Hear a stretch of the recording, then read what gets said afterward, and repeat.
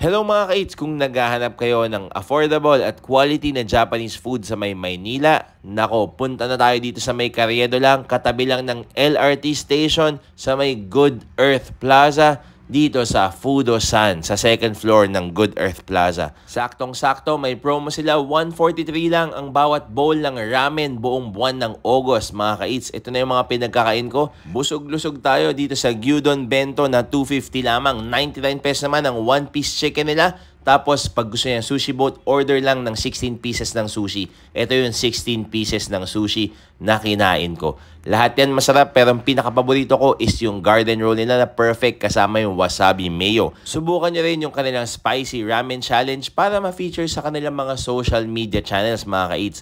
Panalo yung ramen promo nila na 143 pesos lang buong buwan ng August. Lahat yan masarap. Ito yung bill ko. Maraming salamat sa panonood. Bye-bye!